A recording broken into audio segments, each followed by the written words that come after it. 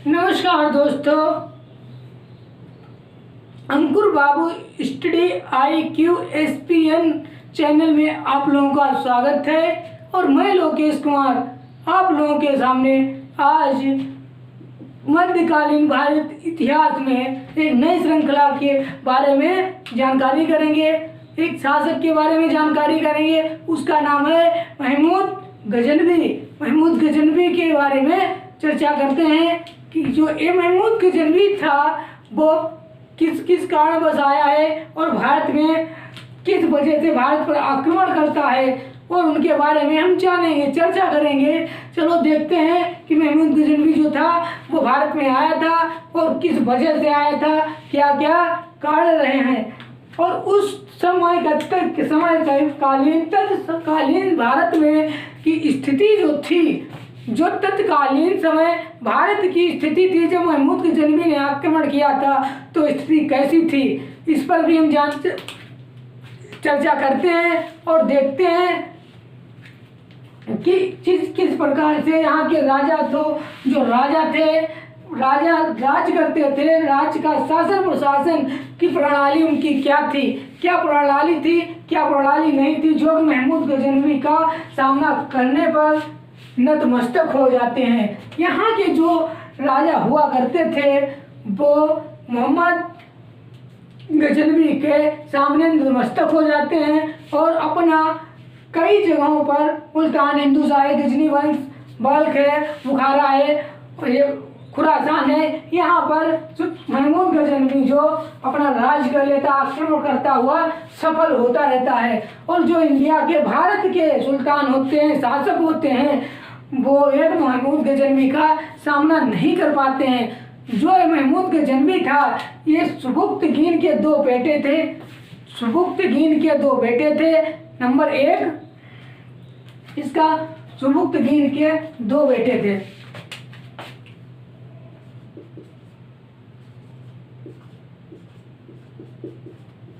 सुबुक्तगीन के दो बेटे थे। एक का नाम था महमूद गजनी और दूसरे का था खाली महमूद। इसको बोलते थे इस्माइल। दूसरा बेटा वो जो ये बड़ा बेटा है और वो इस्माइल एक छोटा बेटा है। इसका सुबुक्तगीन के दो बेटे थे। एक का नाम था महमूद गजनी, दूसरे का नाम था महमूद को बोला जाता है इस्माइल। ये दोनों उनके सुबुक्तगीन के बेटे थे, जिसमें सुबुक्तगीन जो था वो महमूद को बहुत ज़्यादा मानता था, बल्कि उतना महमूद गजनी को नहीं मानता था। और सुबुक्तगीन का जो शासन प्रशासन था, उन्होंने अपना शासन प्रशासन अपने होशो आवास में महमूद इस्माइल को, जिसका नाम इस्माइल है या महमूद बोलिए, महमूद के सौंप दिया था। और उसके बाद में एक क्षेत्र महमूद गजनी को एक ऐसा क्षेत्र दे दिया था जहां पर वो उसको मंजूर नहीं था। वो क्षेत्र उसके अकॉर्डिंग उसके लिए वो संभव नहीं था कि वो वहां पर रह पाएगा। इसलिए क्या होता है, उससे महमूद गजनवी संतुष्ट नहीं था और दोनों भाइयों में, महमूद गजनी और महमूद इस्माइल में आपस में कंट्रोवर्सी हो जाती है, युद्ध हो जाता है घमासान, और दोनों युद्ध की स्थिति बन जाती है दोनों में। जब दोनों भाइयों में युद्ध की स्थिति बन जाती है तो महमूद गजनवी अपने छोटे भाई जो महमूद गजनी था, इसका नाम है महमूद गजनवी, और महमूद गजनवी जो होता है महमूद इस्माइल को बंदी बना लेता है और बंदी बनाकर गजनी का सर अधिकार कर लेता है। जो गजनी होता है, ये देखो, गजनी पर पूरा सर्वोपरि अधिकार इसका हो जाता है, किसका, गजनी का। महमूद गजनवी का पूरा अधिकार कर लेता है और कर लेने के बाद में स्वतंत्र शासक यहाँ पर जो था ये बिल्कुल स्वतंत्र, किसी की कोई टेंशन ना होने, किसी की चिंता इसको नहीं थी, पर एकदम समान स्वतंत्र शासक बन के उभरता है। और उभरता है महमूद गजनवी की जो माता थी, इसको जो जुवलियाबाद, जो इसकी माता थी वो जुवलियाबाद की रहने वाली थी। तो इसका जो एक उसके पास उपाधि भी थी, इसको महमूद गजनवी की उपाधि जुवलिया, इसकी महमूद गजनवी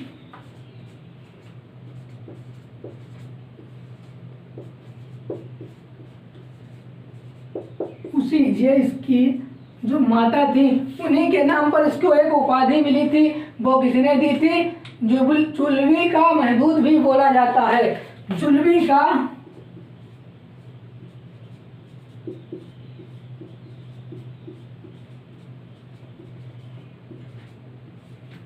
महदूद बोला जाता है। महदूद नहीं, महमूद बोला जाता है।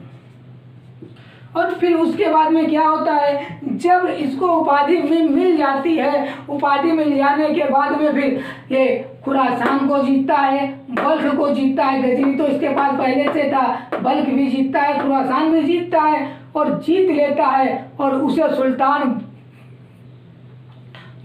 सुल्तान उपाधि मिल जाती है। फिर इसे सुल्तान की उपाधि मिलती है। कौन सी? दूसरी उपाधि फिर कौन सी मिली? एक और उपाधि मिली। देखो यहाँ पर आकर के जब इसने किस किस को जीता, बल्ख और खुरासान को जीता है, तो इसे सुल्तान की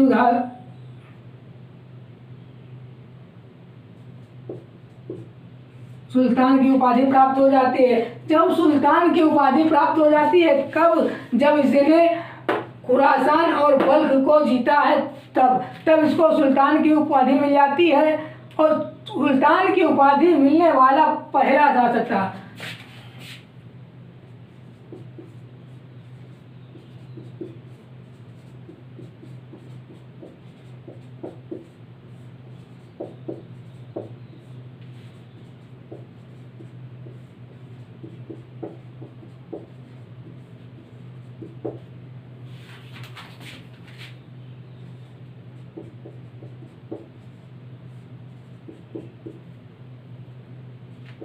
इसको अभी तक किसी को सुल्तान की उपाधि नहीं मिली थी। और पहली उपाधि जो मिली थी सुल्तान की, वो किसको मिली थी? महमूद गजनवी को। और महमूद गजनवी को उपाधि मिलती है उमैयादी खलीफा आने के बाद में। बैकग्राउंड में जाइएगा, जो उमैयादी खलीफा थे, उमैयादी खलीफा जो थे, उसके बाद में उमैयादी खलीफा आए थे, अब्बासी खलीफा आ जाते हैं। ये नाम मात्र के स्वतंत्र खलीफा होते हैं। जो अब्बासी खलीफा आ जाते हैं वो नाम मात्र के खलीफा होते हैं। नाम मात्र के खलीफा होते हैं। इनका एक नाम मात्र का वलीद खलीफा बगदाद में खलीफा मानता है। इनको जो होता है खलीफा को, बगदाद के खलीफा को एक खलीफा मानता है। कौन? महमूद गजनवी। जब मानता है तो उसका रोल, लेकिन उनका इसमें कोई रोल नहीं था। जितने भी थे ये खलीफा, उन्हें माना था उन्होंने, लेकिन खलीफा उनका कोई रोल नहीं रहा है। उसके अकॉर्डिंग इनका कोई जब रोल नहीं, अपने धर्म का सर्वपूर्व करता था। ये जो था, ये अपने धर्म का सर्वोपरि पैगंबर को मीडिएटर था। मतलब जो था महमूद गजनवी, ये मीडिएटर का रूप, वहाँ पर मीडिएटर का वर्क कर रहा था। जितना भी वर्क था वो मीडिएटर के रूप में कर रहा था। और मीडिएटर के रूप में जो वर्क कर रहा था, तो उसने क्या देखा, महमूद गजनवी ने बल्ख और खुरासान जीतने के बाद में बगदाद के खलीफा, कहाँ के? बगदाद के खलीफा अल-कादिर बिल्लाह ने दो उपाधियां दी। इसको दो उपाधियां दी, बल्ख और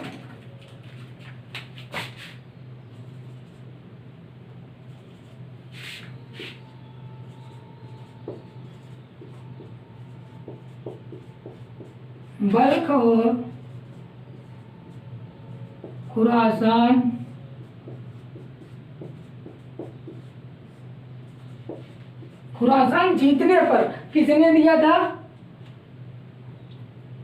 जीतने के बाद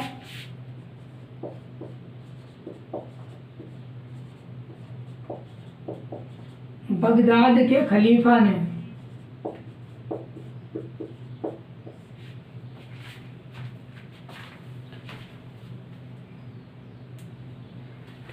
बगदाद के जो खलीफा होते हैं, बगदाद के खलीफा ने, बगदाद का जो खलीफा था उसका नाम था अल-कादिर बिल्लाह, अल-कादिर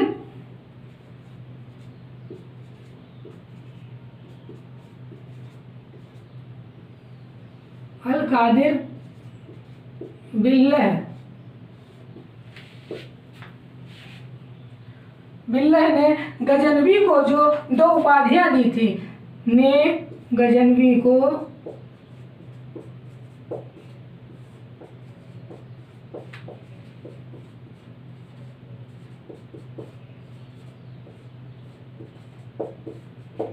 वो उपाधि क्या थी? एक उपाधि तुम्हारी हो गई है यामीन उल दौला, एक उपाधि है यामीन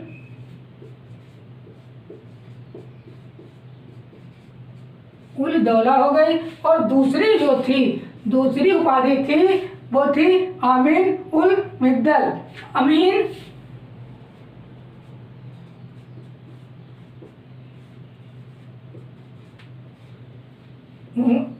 उल मित्तल मिरत। जब बल्ख और खुरासान को मोहम्मद गजनवी ने लूट, इनके का साम्राज्य को लूट, क्या नाम, साम्राज्य को जीत लिया था, तो बगदाद के खलीफा अल-कादिर बिल्लाह ने गजनवी को 2 उपाधियां दी। एक उपाधि थी अमीन उल दौला और दूसरी अमीन उल मिलत। ये दोनों उपाधियां दे दी, और देने के बाद में क्या होता है आगे देखते हैं। जब 2 उपाधियां दे देता है तो ये जो साम्राज्य थे, ये साम्राज्य चाहे दाहिना हाथ समझ लीजिएगा, ये संप्रदाय का दाहिना हाथ थे, और दाहिना हाथ थे। उपाधि धारण करने के बाद जब महमूद गजनवी को ये दोनों उपाधियां मिल जाती हैं, तो दोनों उपाधियां मिल जाने के बाद में भारत पर प्रत्येक वर्ष आक्रमण करने की सोच लेता है। जब इसको ये 2 उपाधियां मिल जाती हैं, अमीन उल दौला और अमीन उल मिल्लत, तो ये उस टाइम पे ही सोच लेता है, अपने दिमाग में एक विचार बना लेता है कि अब वह हर साल एक बार भारत पर आक्रमण जरूर करेगा, और उसी तरीके से वो बार बार देकर हर बार एक साल में एक बार आक्रमण करता था, जो कि बगदाद ने उसको उपाधियां दे दी थी। उपाधियां देने का बाद में अब्बासी खलीफा ने उनका अपना शासन प्रशासन से, जो इनके शासन प्रशासन था, इन्हीं का, उन लोगों का शासन प्रशासन था जो दमिश्क से बगदाद को ट्रांसफ़र कर दिया था। इन्होंने कहाँ के लिए ट्रांसफ़र किया? दमिश्क से बगदाद। दमिश्क से अपना कुछ शासन प्रशासन था उसको उठाया और दमिश्क से उठा करके बगदाद में ट्रांसफ़र कर दिया। अब देखते हैं उसके बाद में क्या होता। आक्रमण से पहले भारत की स्थिति जान लेते हैं कि इन्होंने आक्रमण जो किए हैं महमूद गजनवी ने भारत पर, वो किस स्थिति वहाँ की उस टाइम पीरियड में भारत की स्थिति जो थी वो कैसी थी, उसके बारे में भी हम चर्चा कर लेते हैं। और आप लोग इसका स्क्रीनशॉट ले लीजिएगा या लिख लीजिएगा। जितने भी पॉइंट बोलते हैं या बताते हैं उनको कृपया आप लोग नोट करते रहिएगा, नोट्स बनाते रहिएगा।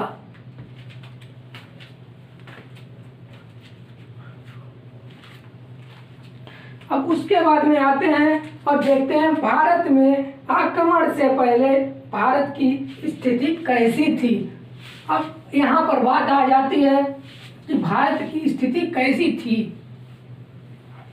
चलो भाई देखते हैं कि भारत की स्थिति कैसी थी जब महमूद गजनवी भारत पर आक्रमण करता है। तब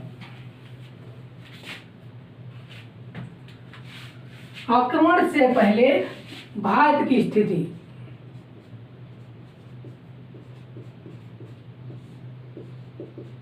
आक्रमण से पहले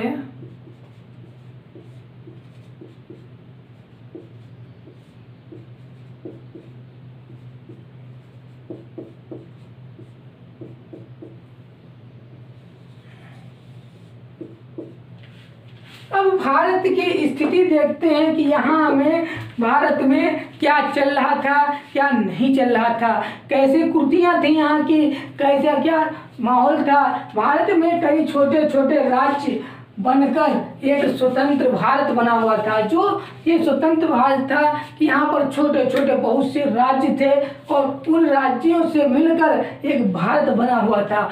और जब भारत था, कई स्वतंत्र राजा शासन कर रहे हैं, उस समय राजाओं में एक अभाव था, कोई में मेल झोल नहीं था। जब मेल झोल नहीं था भारत में, भारत के जो शासक थे इनमें कोई मेल झोल नहीं था, और मेल झोल ना होने के कारण कोई भी राजा दूसरे राजा का सहयोग नहीं करता था। यहाँ के जो थे पास पड़ोसी जो राजा हुआ करते, वो भी बिल्कुल दूसरे राजा का सपोर्ट नहीं करते थे, उनका सहयोग नहीं करते थे। और जब सहयोग नहीं करते थे तो क्या होगा, तो सिंपल सी बात, जब महमूद गजनवी है जा कर के वहाँ पर महमूद गजनवी भारत पर आक्रमण किया है, और जब कोई राजा एकजुट नहीं हो सका, जब उसने आक्रमण किया है भारत पे, तो इतने राजा थे या शासक थे वो एकजुट नहीं हो पाए। जब एकजुट नहीं हो पाए हैं तो क्या होता है फिर, जब एकजुट नहीं हो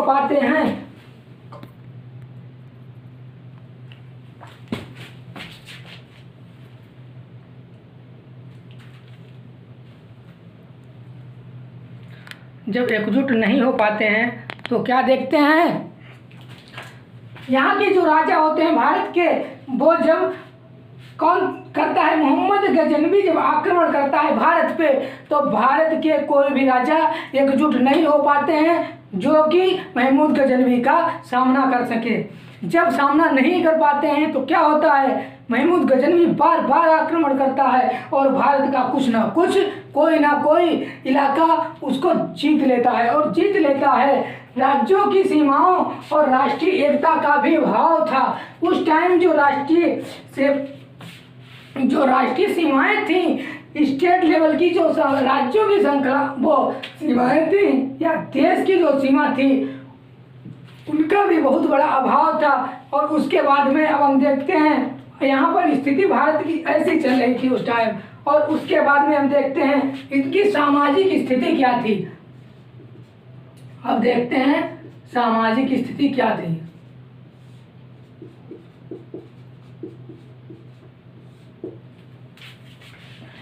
सामाजिक स्थिति देखते हैं। सामाजिक स्थिति में क्या होता है, जो इनकी सामाजिक स्थिति थी, यहाँ का जो समाज था वो कैसा समाज था। अब देखते हैं यहाँ पर 4 वर्ण थे। कितने वर्ण थे, 4 वर्ण थे। यहाँ पर 4 वर्ण थे।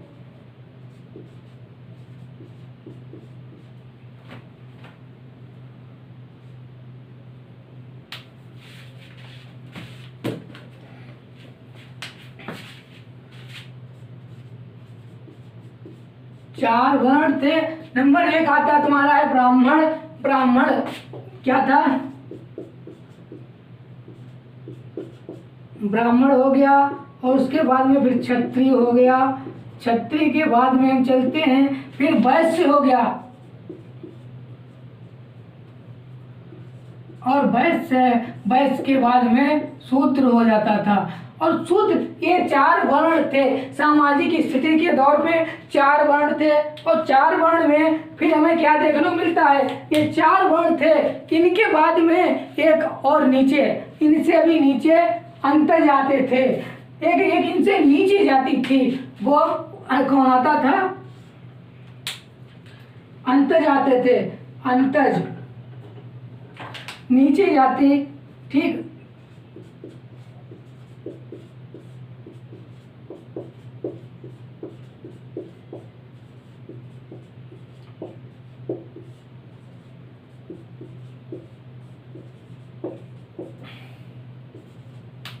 ये जो थे नीचे जाति 5वीं थी, उन्हें बोला जाता था अंतज हैं। ये अंतज होते हैं, ये क्या, इनका काम क्या होता था, जो अंतज होते थे इनको बोलते थे मोची। मोची हो गया, मछुआरा हो गया।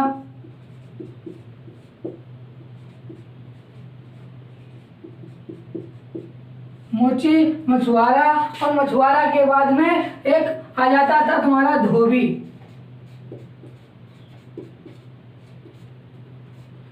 धोबी, ये लोग आते थे अंतज जाति में। किसमें आते थे? अंतज में। अंतज में आते थे। मोची था, मछुआरा था और धोबी थे, ये लोग अंतज में आते थे। और इसके बाद में अंतज से भी एक नीची जाति थी। जो नीची जाति थी उसको बोलते थे हादी।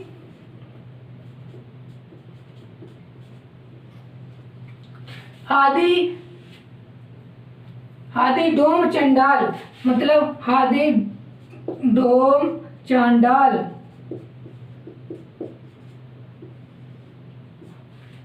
ये लोग जो होते थे हांडी डोम चांडाल जो होते थे, इनको अवैध संतान बोला जाता था। क्या बोला जाता था? अवैध संतान।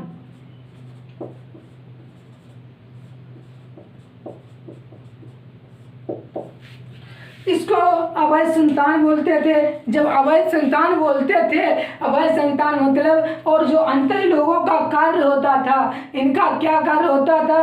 अंतज लोग जो होते थे, अंतज गांव में नहीं रह सकते थे। जो अंतज के वाले नीचे वाले थे, इनका गांव में नहीं रह सकते थे। अंतज लोग गांव में नहीं रह सकते थे, ये गांव के बाहर रहते थे। अगर गांव में आते थे तो बिना पूछ अनुमति के गांव में ये अंदर भी नहीं आते थे।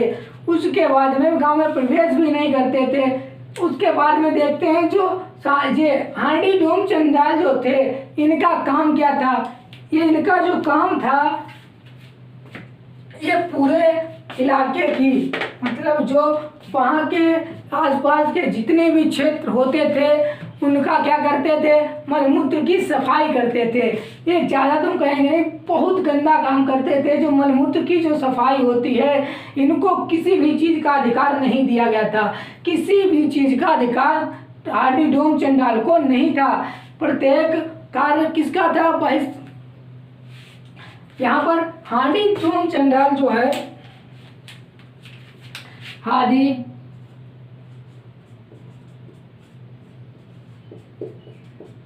डोम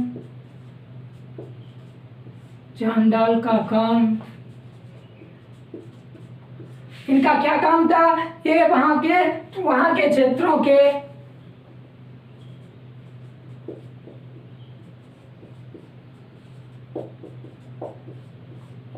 क्षेत्रों की मलमूत्र की सफाई किया करते हैं।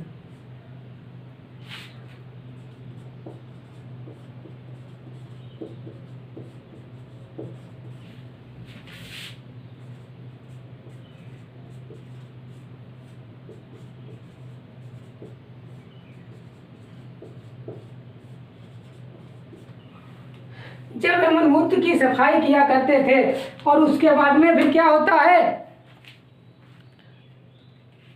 जब ये चांडाल लोग, इनका ये काम था, और इनको किसी चीज का अधिकार भी नहीं था, किसी प्रकार का भी अधिकार नहीं था।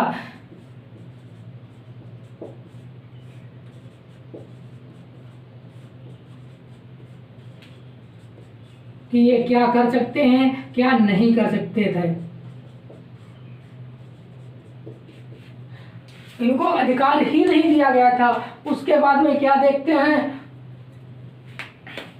इनको किसी चीज का अधिकार ही नहीं था। और जब अधिकार नहीं था, सर्वे कौन था? केवल प्रत्येक काल का वे ब्राह्मण का अधिकार था। किसमें? ब्राह्मण का।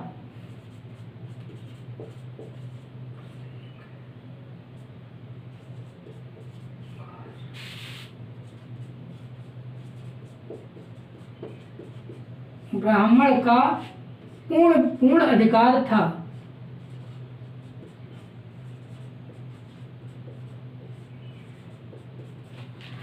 ब्राह्मण लोगों का पूर्ण नियंत्रण था, पूर्ण अधिकार था कि ये लोग हर एक काम कर सकते हैं। तो कौन करता था? प्रत्येक कार्य ब्राह्मण लोगों को था। ब्राह्मण लोगों को कर मुक्त था। ब्राह्मण लोग कर मुक्त थे।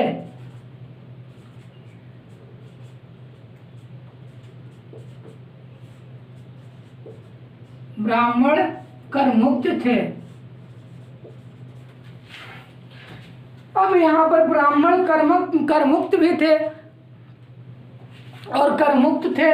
उसके बाद में विधवाओं को मुंडन कर दिया जाता था। लास्ट पॉइंट का था विधवा जो औरतें थी उनका मुंडन कर दिया जाता था। ये लास्ट पॉइंट यहाँ पर लिखे दे रहे हैं, विधवाओं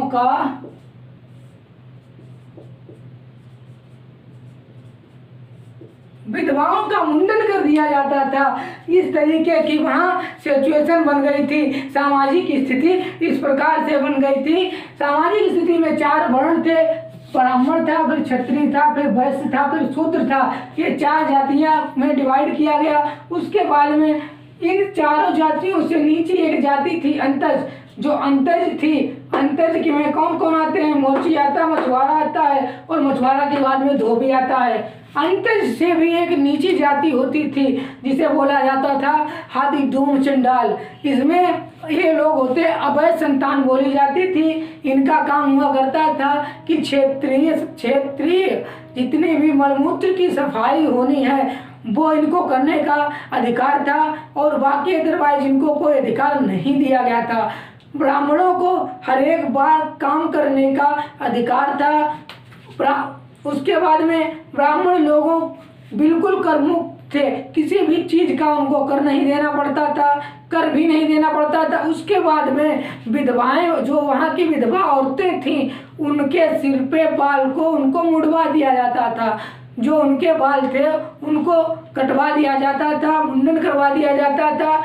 उसके बाद में अब देखते हैं सामाजिक स्थिति हमारी हो चुकी है। सामाजिक स्थिति होने के बाद में अब बढ़ते हैं हमारे धार्मिक स्थिति की तरफ। अब इनकी धार्मिक स्थिति क्या है देखते हैं। यहाँ पर धार्मिक स्थिति क्या थी।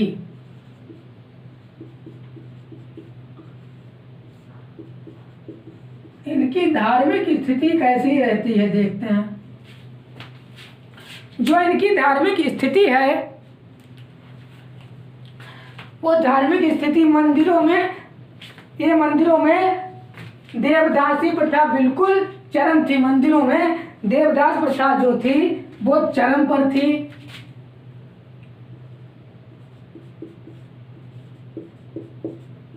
मंदिरों में देवदास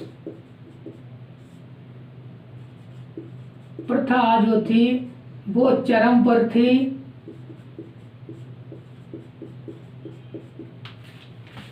मंदिरों में देवदास की प्रथा चरम पर थी और चरम पर होने के बाद में तब समाज में नग्न मूर्ति, उस टाइम पीरियड में समाज में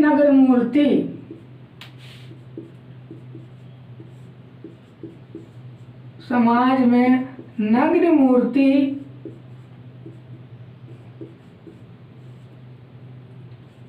व चित्रकारी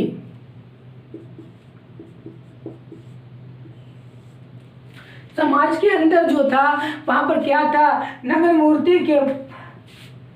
मूर्तियां और चित्रकारी तत्कालीन चित्रकारी के प्रवृत्ति करते हैं। जो नग्न मूर्तियां प्रवृत्ति करती थी या करती थी। उसके बाद में हमारा हो गया धार्मिक स्थिति हो गई। धार्मिक के बाद में हम क्या देखते हैं, आर्थिक। क्या देखेंगे, आर्थिक स्थिति कैसी थी यहाँ की।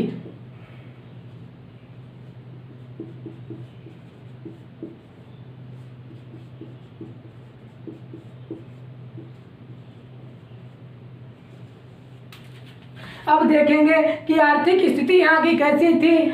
उस समय मंदिर धन के खजानों का भंडार हुआ करते थे। क्या हुआ करते थे उस टाइम, उस समय मंदिर धन के खजानों का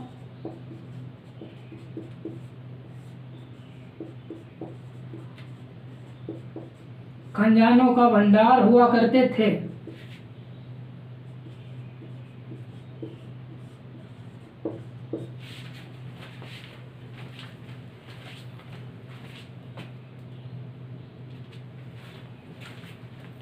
ये भंडार हुआ करते थे और जो मंदिरों का अपार धन था, अपार धन थी, मंदिरों में अपार धन की कोई कमी नहीं थी। विदेशी आक्रांताओं को आकर्षित किया, मतलब जो यहाँ के विदेशी आक्रांताएं थी उनको आकर्षित किया। विदेशी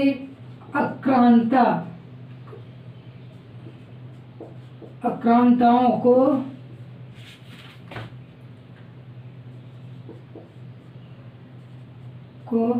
प्रेरित किया।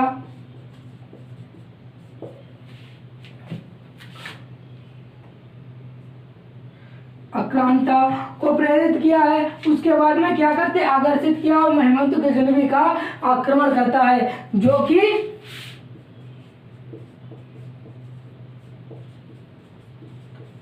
महमूद गजनवी आक्रमण करता है।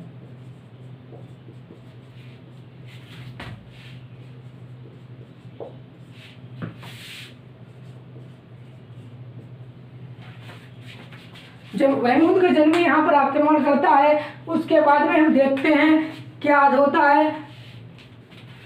जो अलबरूनी था, अलबरूनी ने कुछ लाइन्स लिखी थी।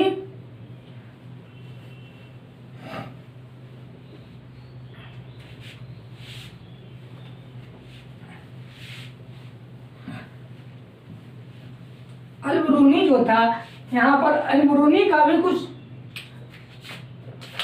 दिया गया है।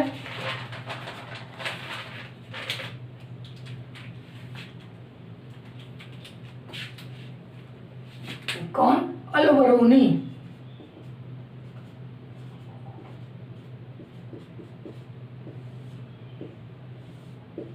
अलबरूनी जो था, इसने क्या बताया है? इसने बताया हिंदू चाहे कुछ भी कर ले, हिंदू नहीं चाहते कि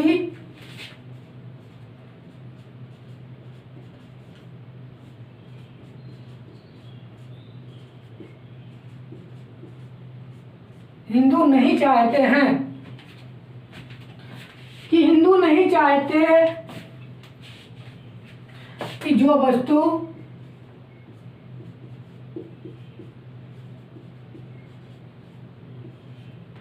वस्तु एक बार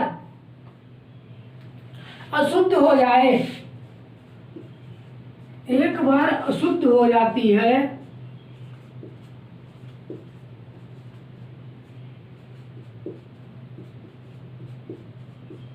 एक बार अशुद्ध हो जाए, फिर वह तो उसे शुद्ध करके तो उसे शुद्ध किया जा सकता है, उसके शुद्ध करके अपना लिया जाए।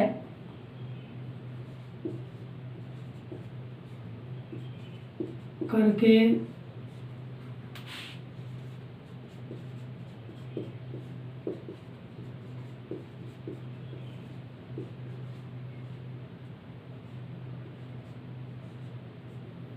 अपना लिया जाए। और जब अपना लिया जाए, उसके बाद में क्या लिखता है? जो हिंदुओं के संकीर्ण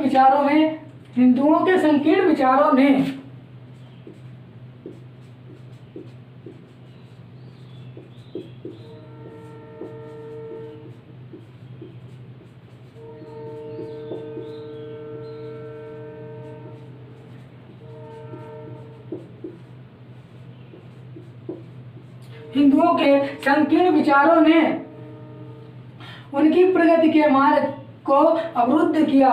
विचारों ने उनकी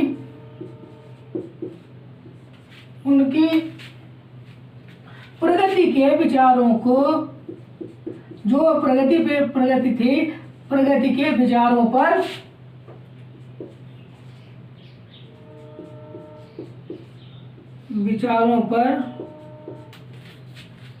उनके विचारों या मार्ग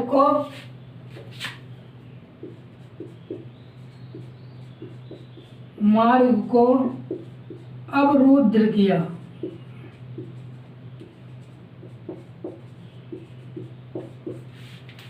ये सिचुएशन आ गई थी कि वहाँ का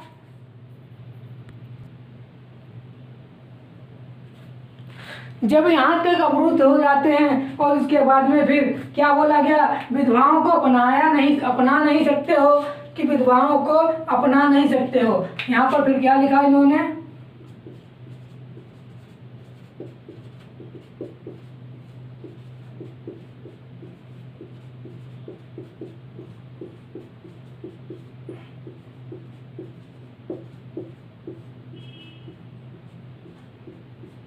विधवाओं को अपना नहीं सकते हो। उसके बाद में क्या करते हैं, विधवाओं को अपना नहीं सकते हैं। जो जाति एक सीमित थी, उनका लक्ष्य था केवल शासन चलाते थे और उनके पास आक्रांता के बचने के लिए पास कोई और रास्ता नहीं था। जब रास्ता नहीं था, दक्षिण में के चोल शासक, मतलब दक्षिण के कुछ चोल शासक हुआ करते थे। उन्होंने क्या बताया है कि वो बहुत ताकतवर हुआ करते थे। जब ताकतवर हुआ, लेकिन उनकी दूरी बहुत थी। कहाँ से, यहाँ से दूरी बहुत दूर थी इस साइड में, तो वो इतना जल्दी नहीं आ सकते थे और ना ही इतना जल्दी आक्रमण कर सकते थे। तो सिचुएशन यहाँ पर आ जाती है। उसके बाद में हम देखते हैं कि एक सामंजस्य न होने के कारण एक दूसरे की वो सहायता भी नहीं करते थे। यहाँ के जितने भी शासक थे, वो आपस में दूसरे शासक को नीचा गिराने की सोचते थे, बल्कि उसका सहयोग नहीं करते थे, उसकी सहायता नहीं करते थे।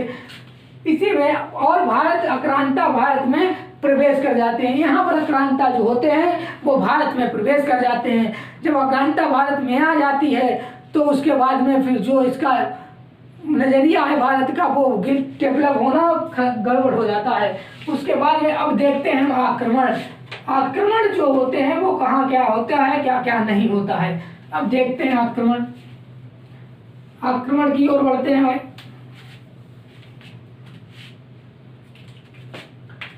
क्या देखेंगे अब,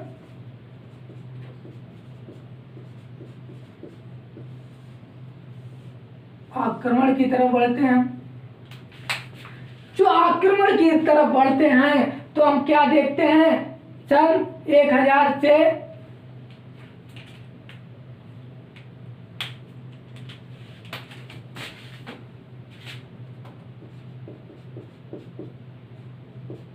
1000 से सन 1027 ईस्वी तक महमूद गजनवी जो होता है,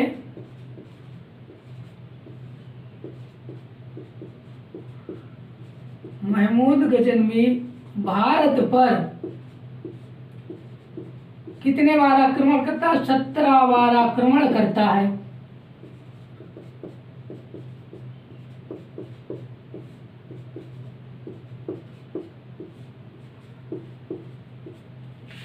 महमूद गजनवी सन 1000 से 1027 तक 17 बार भारत पर आक्रमण जब करता है, तो उसमें क्या होता है, किसके अकॉर्डिंग करता है, कि जो गजनवी करता है वो करता है हेनरी इलियट के। हेनरी इलियट के मतलब एलियट के कहने पर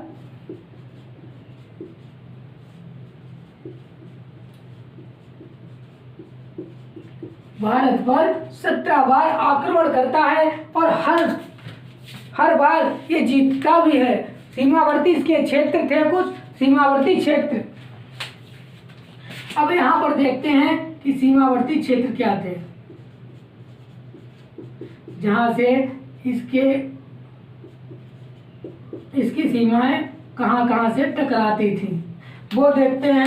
इसकी जो सीमाएं थी वो किस किस साम्राज्य से टकराती थी और कहाँ कहाँ नहीं सम्राट। देखो, हिंदू शाही वंश जो था, यहाँ का जो शासक था वो कौन था, जयपाल।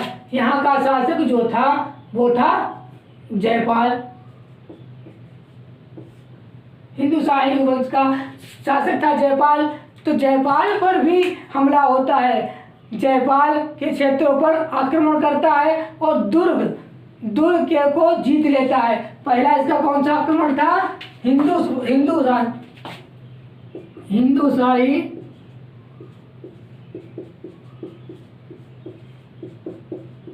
शासक जयपाल पर।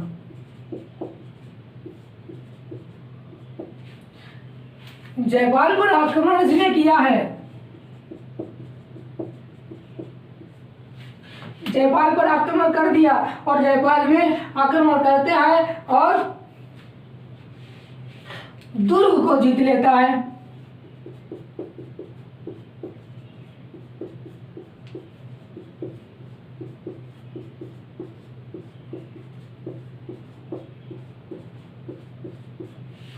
जब इसने दुर्ग को जीत लिया है तो उसके बाद में जयपाल की जो राजधानी थी उदयभांडपुर, जयपाल की राजधानी कौन सी थी? उदयभांडपुर।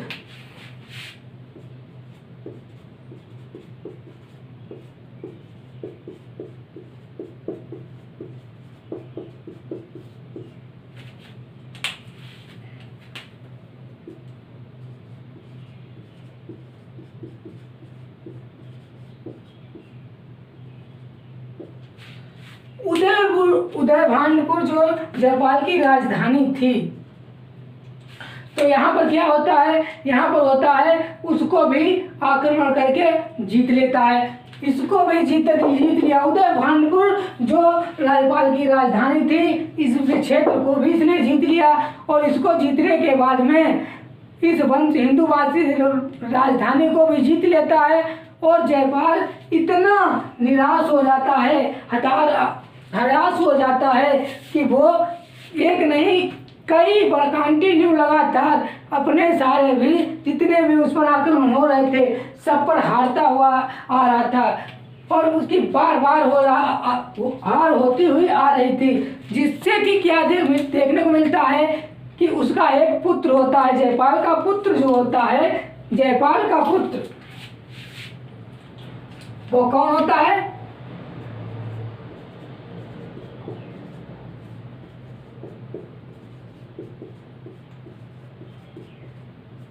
आनंदपाल। जयपाल का पुत्र होता है आनंदपाल। आनंदपाल क्या करता है? आनंदपाल जो कि आनंदपाल होता है वो गद्दी पर बैठ जाता है और जयपाल के आक्रमण के पास जयपाल आक्रमण के पास उच्च में बैठे होते हैं और वहां भी आक्रमण कर देता है। कौन वहां पर कर देता है? मोहम्मद गजनवी। जब वहां पर कर देता है आक्रमण तो क्या होता है? जब उच्च पर भी ये करता है आक्रमण, यहाँ पे किया, फिर उच्च पर आक्रमण,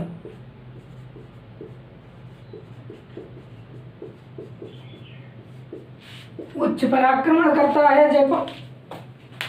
जब उच्च पर आक्रमण करता है तो हमें क्या देखने को मिलता है? जब इसने उच्च पर आक्रमण किया है, उच्च में बजरा से महमूद सहायता मांगता है। उच्च से महमूद जो गजनवी होता है उच्च से सहायता मांगता है और सहायता देने पर वहाँ का जो खलीफा और मुर्ताद खलीफा होता है, मतलब जो वहाँ का शासक होता है, लेकिन वह सहायता देने से मना कर देता है। तो फिर वहाँ क्या सिचुएशन बन जाती है? सिचुएशन ये बनती है उच्च के बजरा पर तीसरा आक्रमण महमूद गजनवी करता है, होता उच्च के शासक पर।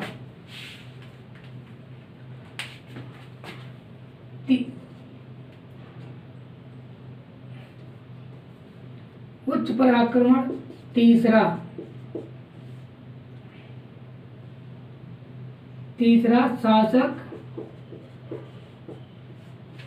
शासक बजरा पर।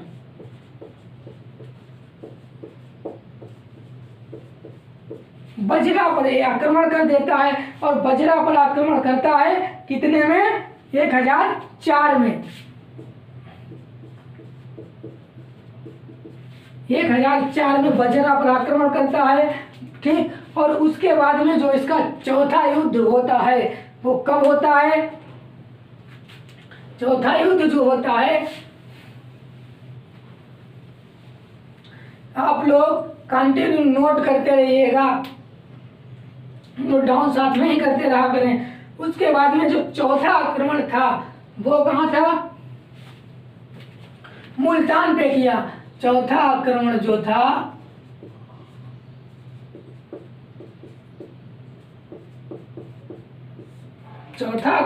था वो इसने मुल्तान पर किया है।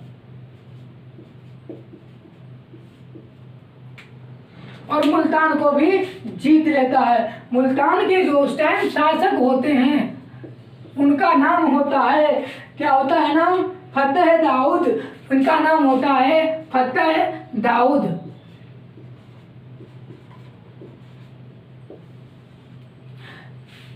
यहाँ के जो शासक होते हैं उनका नाम फतेह दाऊद होता है। और फतेह दाऊद को 1005 में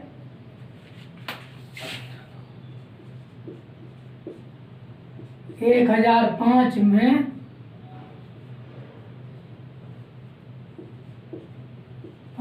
ईस्वी में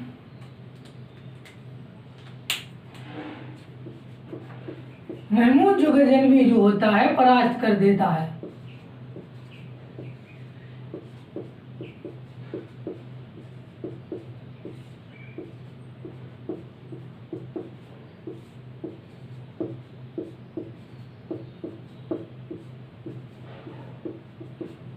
ये परास्त कर देता है। और परास्त कर देने के बाद में फिर क्या होता है? और यहाँ पर अपना शासक, कहाँ पर? मुल्तान पे अपना शासक बिठा देता है। किसको?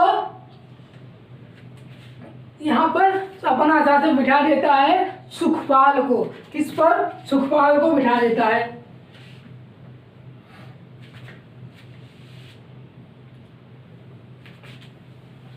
ये चौथा तुम्हारा आक्रमण हो गया। उसके बाद में चौथा जो आक्रमण होता है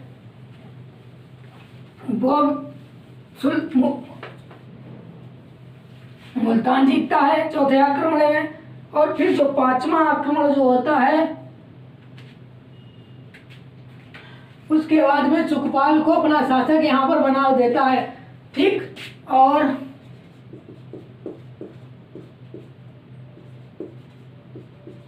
सुखपाल को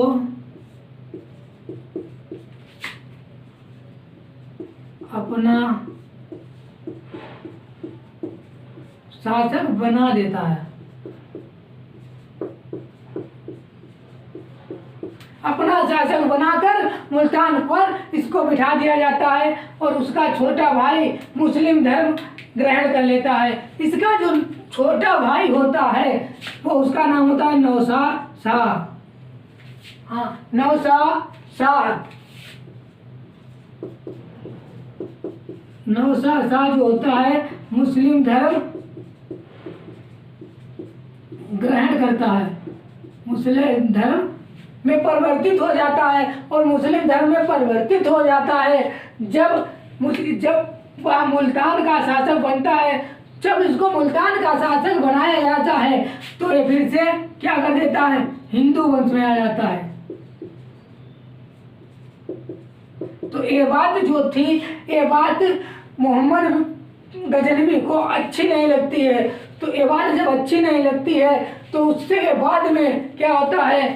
तो लेकिन तीसरे महमूद नाराज हो जाता है। और महमूद गजनवी जो है वो क्या करता है? महमूद गजनवी का जो पांचवा आक्रमण होता है, कौन सा? पांचवा।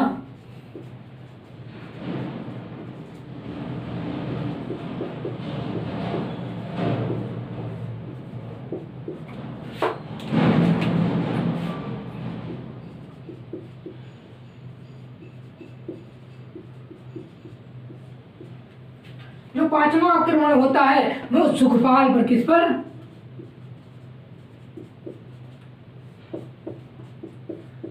सुखपाल नौशाह शाह के विरुद्ध होता है, इनके विरुद्ध होता है, मतलब इन लोगों पर ही कर देता है।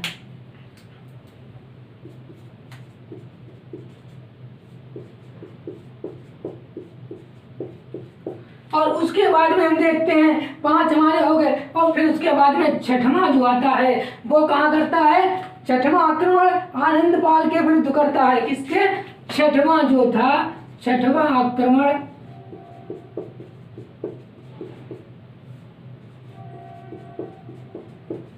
आनंदपाल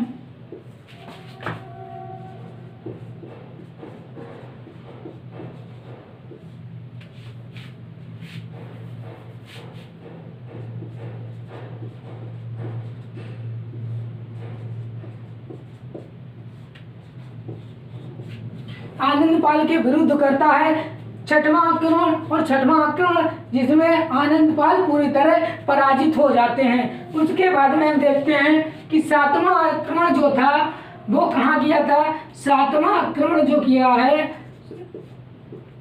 वो नागरकोट में किया था, नागरकोट में।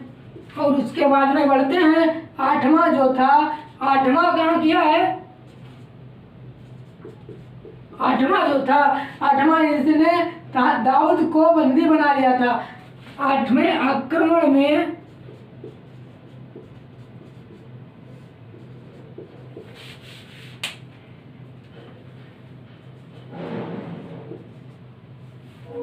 दाऊद को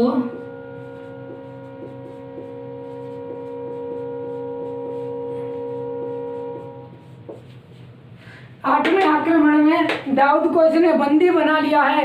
8 यहाँ तक कंप्लीट हो गए हैं। और जो 8 लोगों को 8 आक्रमण इसके भारत पर हो चुके थे, 8वें के बाद में 8वां और 9वां जे एक ही साथ में हुए। यहाँ पर 6वां और 8वां और 9वां जो था वो एक ही साथ में था। उसके बाद में 8वां दाऊद का हो गया, और 9वां जो है वो किसका जाएगा, वो थानेश्वर का जाएगा। मतलब 9वां जो था वो थानेश्वर,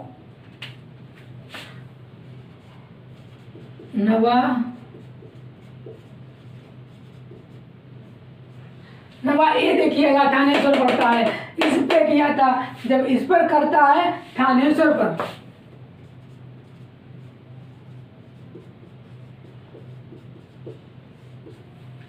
जब इसने 9 आक्रमण कर दिए थे, थानेश्वर पर भी कर दिया था। उसके बाद में अब ये बढ़ता है, देखिए, और बराबर कंटिन्यू लगातार करता रहता है आक्रमण, और सब आक्रमणों को जीतता रहता है। 10वां आक्रमण देखते हैं।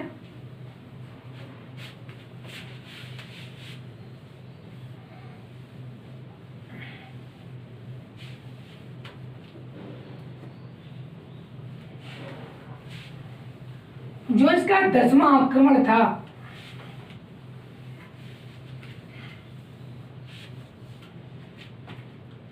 वो कहाँ था, 10वां आक्रमण जो त्रिलोचन पाल,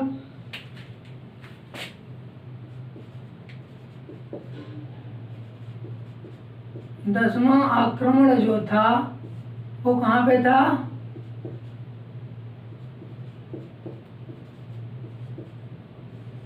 त्रिलोचन पाल में था। त्रिलोचन पाल के विरुद्ध आनंदपाल का पुत्र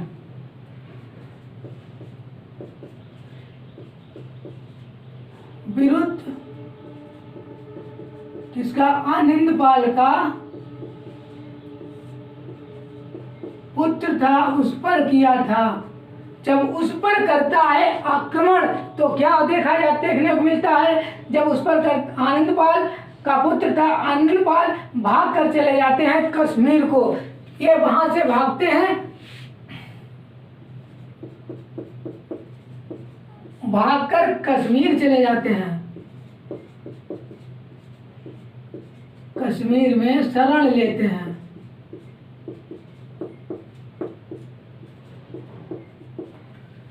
यहाँ से जाने के बाद में कश्मीर में शरण ले ली जाकर इन्होंने, और कश्मीर में शरण ले लेते हैं। लेकिन महमूद गजनवी की सेना पूरी, महमूद गजनवी के सामने उसकी पूरी सेना तितर बितर हो जाती है, और वो आनंदपाल जीतता नहीं है, और बल्कि इस टाइम पीरियड में महमूद गजनवी भी इससे मतलब आनंदपाल पुत्र से कभी नहीं जीत पाते हैं, क्योंकि वो मैदान छोड़कर भाग जाता था। इसीलिए उसके बाद में बढ़ते हैं हमें 11वां जो आक्रमण है,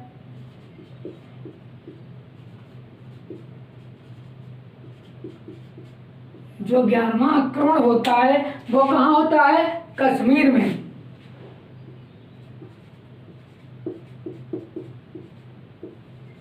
11वां आक्रमण कश्मीर पर, और 12वां कहाँ आया है? जो 12वां आक्रमण है वो गंगा घाटी।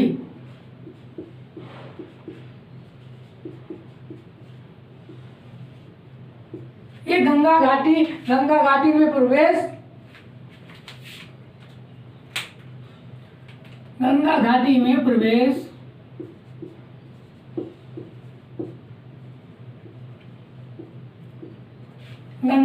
में प्रवेश कन्नौज। कौन?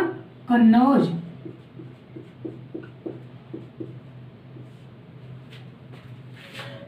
कन्नौज 1018। कन्नौज 1018 पर आक्रमण किया। 1018 में आक्रमण किया।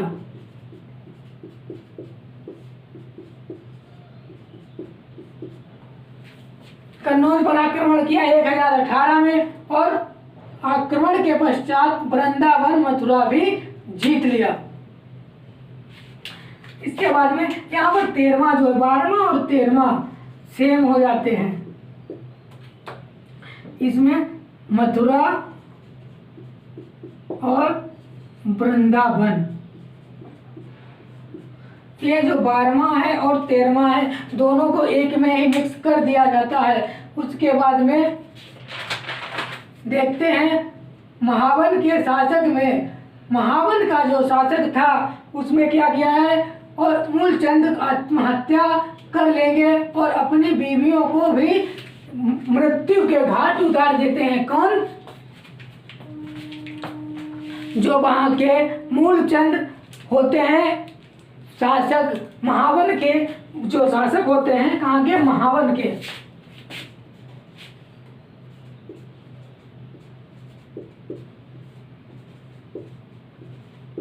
महावन के शासक मूलचंद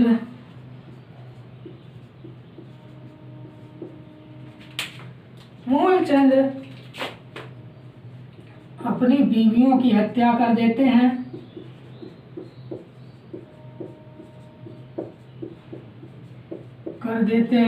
और खुद भी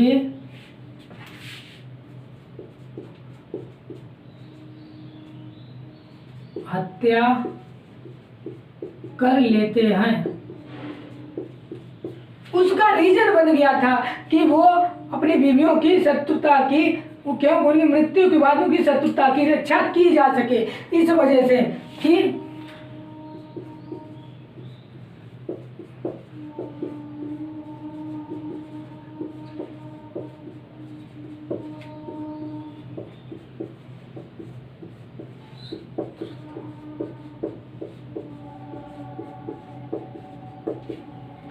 शत्रुता की रक्षा की जा सके, इसलिए उन्होंने अपनी बीवियों को भी मार दिया था और खुद भी मर गए थे। अपनी बीवियों को भी मार दिया और खुद मर गए। उसके बाद में 13 हो गए थे यहाँ पर, 13 आक्रमण। अब देखते हैं 14वां जो आक्रमण था वो कहाँ पर होता है।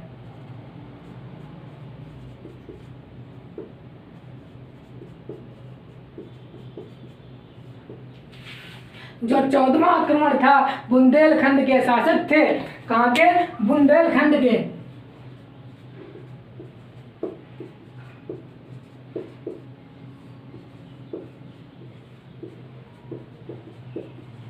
बुंदेलखंड के शासक थे, उनका नाम हुआ करता था विद्याधर।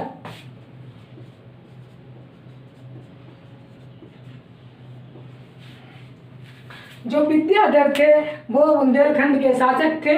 इन्होंने उनकी एक सेना को पराजित कर देता है और मैदान छोड़कर भाग जाते हैं, जिसमें महमूद गजनवी को कभी नहीं हरा पाया था। इसमें जो होता विद्यासागर, इनकी एक सेना भाग जाती है।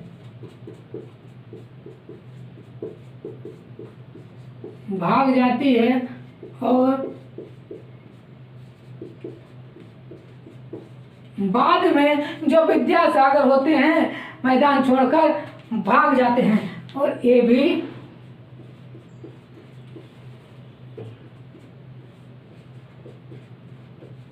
मैदान छोड़कर भाग जाते हैं, जिससे महमूद ने विद्याधर को कभी हरा नहीं पाया।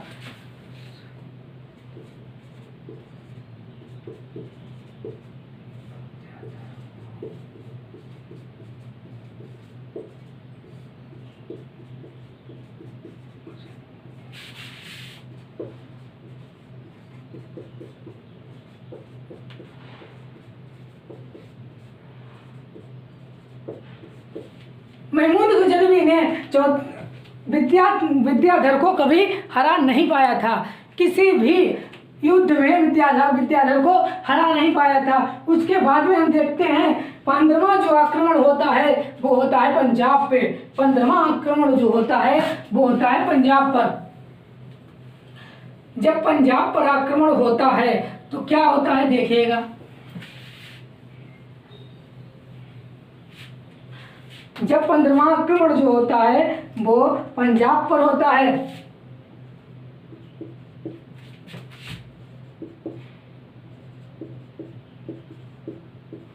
पंद्रहवां आक्रमण पंजाब।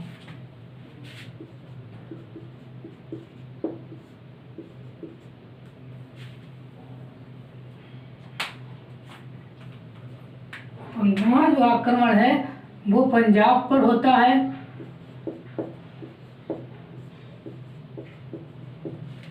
पंद्रहवां आक्रमण जो पंजाब पर होता है, जहां पर स्थायी सत्ता स्थापित कर देता है। यहाँ पर क्या करता है, एक स्थायी सत्ता स्थापित कर देता है महमूद गजनवी।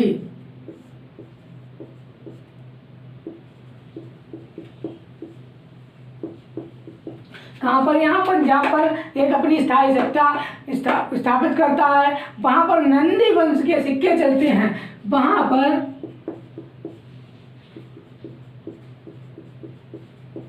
नंदी वंश के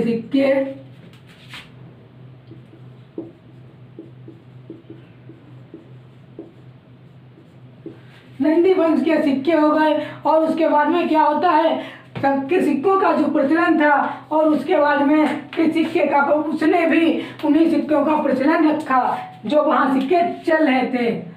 सिक्के का प्रचलन था। उसने बल्कि वहां की मुद्रा जो करेंसी थी उसको चेंज नहीं किया। और दिल्ली वाला एक सिक्का चलता था। दिल्ली वाला सिक्का चलता था। दिल्ली वाला सिक्का चलता था जो 56 ग्रेन का था।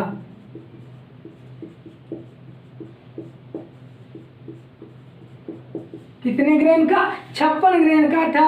वो सिक्का एक 56 ग्रेन का था। उसके बाद में हम देखते हैं कि जो यहाँ तक 15 आक्रमण हो चुके हैं। और 15 के बाद में अब हम देखते हैं 16वां आक्रमण। जब 16वां आक्रमण देखेंगे तो 16वें आक्रमण में क्या है, यहाँ पर 16वां आक्रमण देख रहे हैं।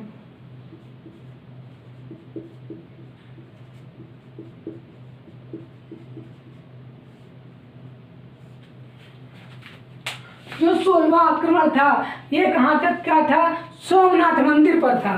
कौन से मंदिर पर? सोमनाथ का मंदिर।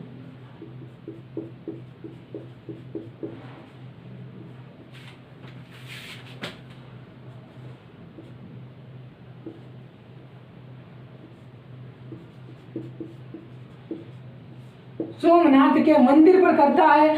कौन? मोहम्मद गजनवी करता है सोमनाथ के मंदिर पर कौन सा था? शिव मंदिर।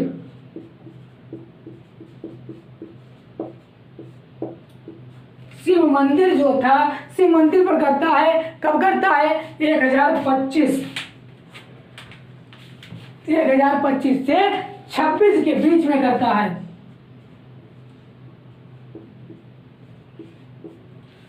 1025 से 26 के, और उसको क्षतिग्रस्त कर देता है। क्या कर देता है?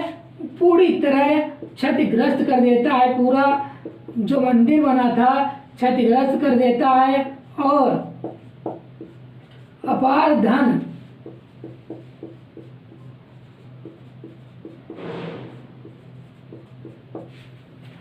धन वहां से क्या करता है? ये पूरी अपार धन लूट लेता है। अपार धन लूट लेता है,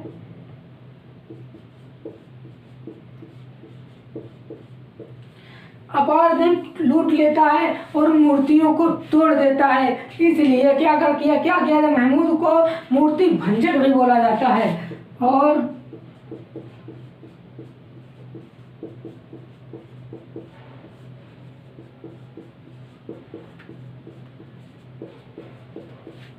मूर्तियों को तोड़ देता है, जिससे कि महमूद गजनवी को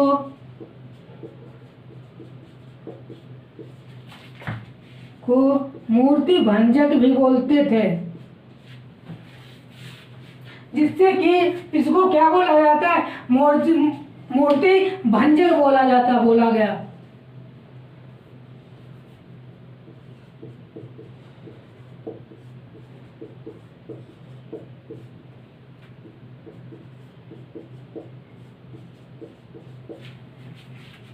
इसको मूर्ति भंजक भी बोला गया। उसके बाद में हम क्या देखते हैं? जब इसको मूर्ति भंजक बोला गया है, उसके बाद में धन लेकर चला जाता है। यहाँ से जितना भी इसने धन लूटा है, जितना भी इससे धन लूटता है, और उसके बाद में ये अपने जाता है कहाँ को? गजनी को। जब गजनी को जाता है तो इसको रास्ते में कुछ बाधाएं उत्पन्न हो जाती हैं, कर देते हैं। कौन करता है?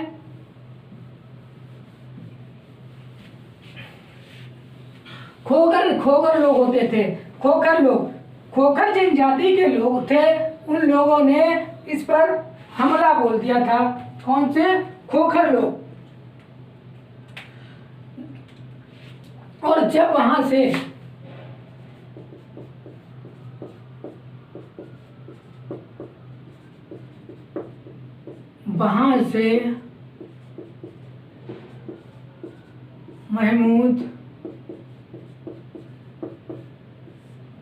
महमूद गजनवी वापस जा रहा था,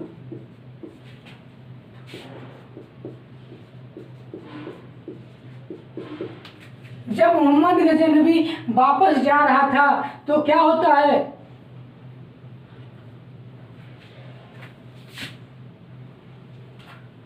वापस अपार धन लेकर जा रहा था। अपार धन, मूर्ति लेकर जा रहा था, तो क्या होता है? तो आकर के यहाँ पर लेकिन चला जाता है, और लेकिन यहीं के आसपास के क्षेत्र में, लेकिन इसके सोमनाथ के मंदिर के आसपास के जो क्षेत्र थे,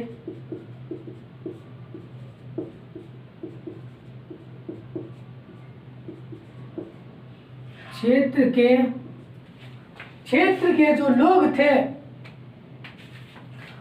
क्षेत्र में खोखर, कौन? खोखर और जाटों ने क्या थे, खोखर और जाटों पूरी तरह से विद्यमान रहते, पूरी तरह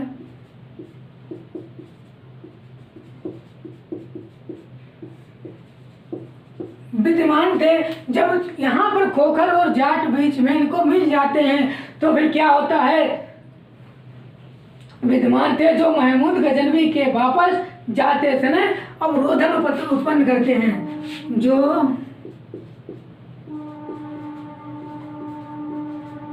महमूद गजनवी को जाते समय क्या करते हैं, जाते समय अवरोधन उत्पन्न करते हैं।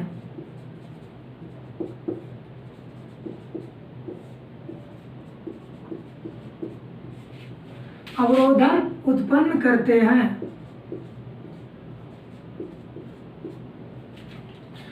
जब अवरोधन उत्पन्न करते हैं तो उसके बाद में क्या होता है, लेकिन महमूद जो कि महमूद गजनवी को बहुत हानि होती है।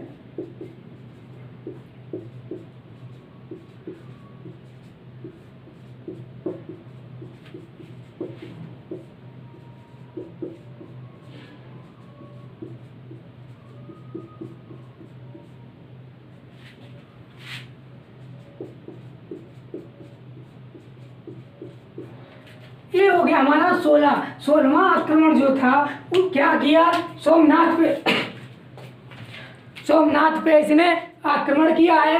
और आक्रमण करने के बाद में अब बहुत अपार धन इसने लूटा, और अपार धन लूटने के बाद में ये यहाँ से जितना अपार धन था पूरा अपार धन इसने ले लिया, और लेकर के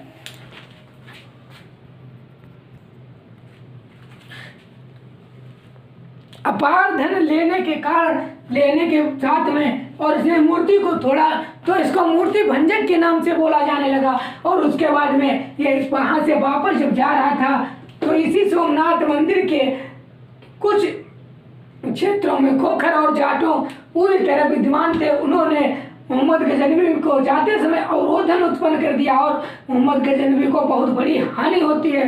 फिर उसके बाद में देखते हैं हम 17वां जो आक्रमण होता है वो किस पर करते हैं।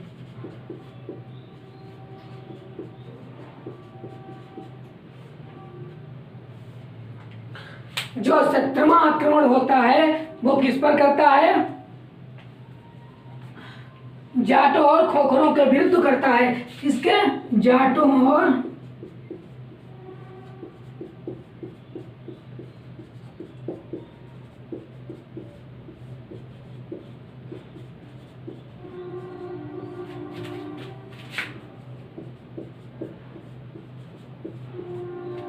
एक 1027 ईस्वी में, और मुगल सत्ता बाबर आ चुका है देखिएगा। और उसके बाद में भारत सैनिक और असैनिक सैनिक और राजनीतिक दुर्बलता का था। भारत सैनिक एवं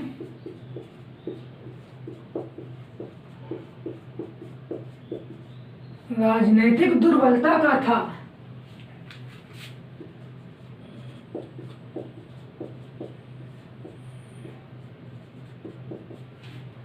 और उसके बाद में क्या है, आश्रय दे रहा है कि अलबरूनी फिरोजी। और इसके जो दरबारी थे वो एक थे उतबी थे, दूसरे कौन थे, दरबारी विद्वान थे जे अलबरूनी थे, अलबरूनी। और अलबरूनी के बाद में जो आते हैं फिरदौसी थे, कौन थे, फिरदौसी। ये जो फिरदौसी थे अब इनका क्या महत्व है, इनका भी महत्व देख लीजिए। किताबुल हिंद, ये किताबुल हिंद, ये किताबुल हिंद हो गए। उसके बाद में ये जो अलबरूनी थे इनको पुराणों का अध्ययन था।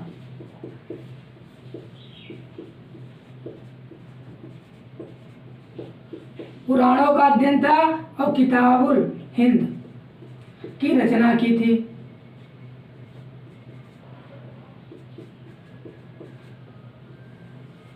इन्होंने किताबुल हिंद की रचना की थी। और उसके बाद में हम देखते हैं जो फिरदौसी था। फिरदौसी क्या था? इससे सायनपुर को भेजा था।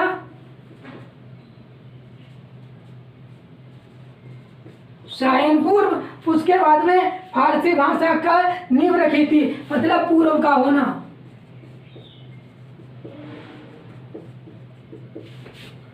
और फारसी भाषा की इसने नींव रखी थी।